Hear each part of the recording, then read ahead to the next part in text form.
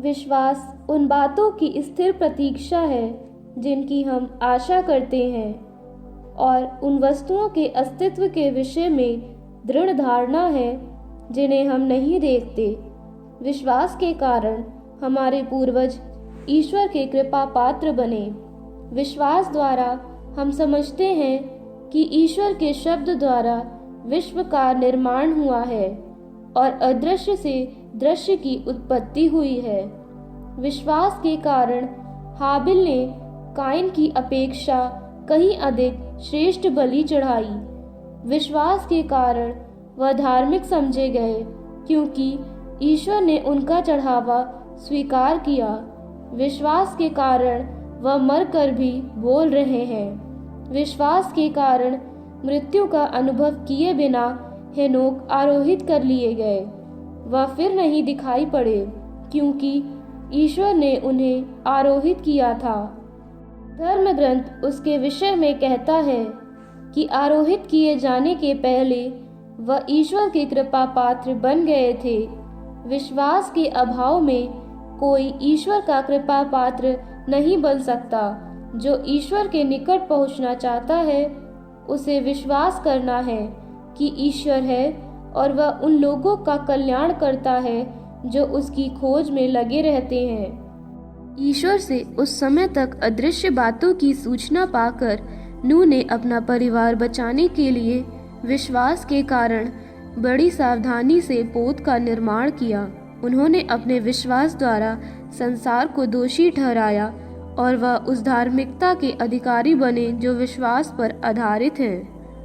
विश्वास के कारण इब्राहिम ने ईश्वर का बुलावा स्वीकार किया और यह न जानते हुए भी कि वह कहाँ जा रहे हैं, उन्होंने उस देश के लिए प्रस्थान किया जिसका वह उत्तराधिकारी बनने वाले थे। विश्वास के कारण वह परदेशी की तरह प्रतिज्ञात देश में बस गए और वहाँ इसहाक तथा याकूब के साथ जो एक ही प्रतिज्ञा के उत्तराधिकारी थे तंबुओं में रहने लगे। इब्राहिम ने ऐसा किया क्योंकि वह उस पक्की नींव वाले नगर की प्रतीक्षा में थे जिसका वास्तुकार तथा निर्माता ईश्वर है। विश्वास के कारण उम्र ढल जाने पर भी सारा गर्भवती हो सकी क्योंकि उनका विचार यह था कि जिसने प्रतिज्ञा की है वह सच्चा है और इसलिए एक मरणासन व्यक्ति से वह संतति उत्पन्न हुई जो आकाश के तारों की तरह असंख्य है और सागर तट के बालू के कणों की तरह अगणित। प्रतिज्ञा का फल पाए बिना वे सब विश्वास करते हुए मर गए। उन्होंने उसे दूर से देखा और उसका स्वागत किया। वे अपने को पृथ्वी पर परदेशी तथा प्रवासी मानते थे। जो इस तरह की बातें कहते हैं वे यह स्पष्ट कर देते हैं कि वे स्वदेश की खोज में लगे हुए हैं। वे उस देश की बात नहीं सोचते थे जहां से वे चले गए थे क्योंकि वे वहां लौट सकते थे। वे तो एक उत्तम स्वदेश अर्थात स्वर्ग की खोज में लगे हुए थे। इसलिए ईश्वर को उन लोगों का ईश्वर कहलाने में लज्जा नहीं होती।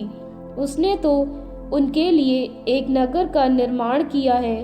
जब ईश्वर इब्राहिम की परीक्षा ले रहा था तब विश्वास के कारण उन्होंने इसहाक को अर्पित किया। वह अपने इकलौते पुत्र को बलि चढ़ाने तैयार हो गए थे। यद्यपि उनसे यह प्रतिज्ञा की गई थी कि इसहाक से तेरा वंश चलेगा। इब्राहिम का विचार यह था कि ईश्वर मृतकों को भी जिला सकता है, इसलिए उन्होंने अपने पुत्र को फिर प्राप्त किया। वह भविष्य के लिए प्रतीक था।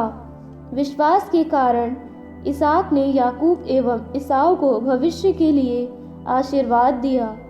विश्वास के कारण याकूब ने यूसुफ के हर एक पुत्र को आशीर्वाद दिया और उन्होंने अपनी छड़ी की मूठ के सहारे झुककर ईश्वर की आराधना की। विश्वास के कारण यूसुफ ने बढ़ते समय मिस्र के इजरायलियों के निर्गमन का उल्लेख किया और अपनी हड्डियों के विषय में आदेश दिया।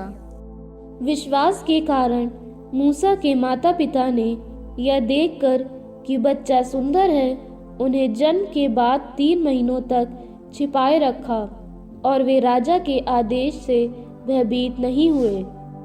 विश्वास के कारण सयाना हो जाने पर मूसा ने फिरौन की पुत्री का बेटा कहलाना अस्वीकार किया।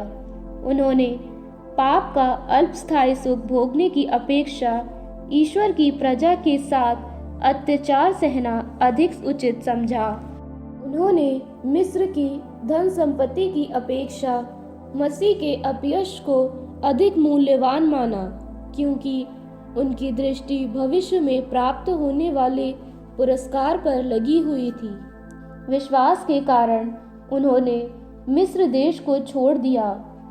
वह राजा के क्रोध से भयभीत नहीं हुए, बल्कि दृढ़ बने रहे, मानो वह अदृश्य ईश्वर को देख रहे थे।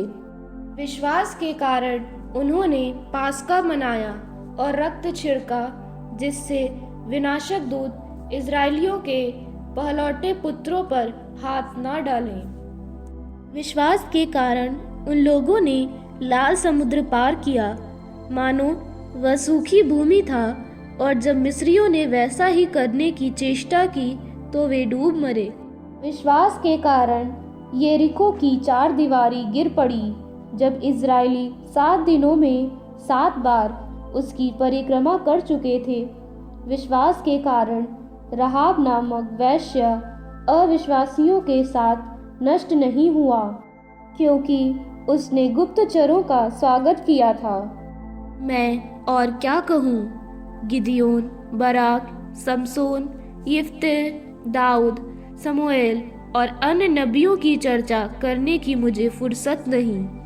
उन्होंने अपने विश्वास द्वारा राज्यों को अपने अधीन कर लिया, न्याय का पालन किया, प्रतिज्ञाओं का फल पाया, सिंहों का मुंह बंद दिया और प्रज्वलित आग बुझाई। वे तलवार की धार से बच गए और दुर्बल होने पर भी शक्तिशाली बन गए। उन्होंने युद्ध में वीरता का प्रदर्शन किया और विदेशी सेनाओं को भगा दिया। स्त्रियों ने अपने पुनर्जीवित मृतकों को फिर प्राप्त किया। कुछ लोग यंत्रणा सहकर मर गए और वे उससे इसलिए छुटकारा नहीं चाहते थे कि उन्हें श्रेष्ठतर पुनरुत्थान प्राप्त हो। उपहास, कोड़ों, बेड़ियों और बंदी गृह द्वारा कुछ लोगों की परीक्षा ली गई है। कुछ लोग पत्थरों से मारे गए, कुछ आरे से चीर दिए गए और कुछ तलवार के घाट उतारे गए। कुछ लोग दरिद्रता, अत्याचार और उत्पीड़न के शिकार बनकर भेड़ों और बकरियों की खाल ओढ़े इधर उधर भटकते रहे।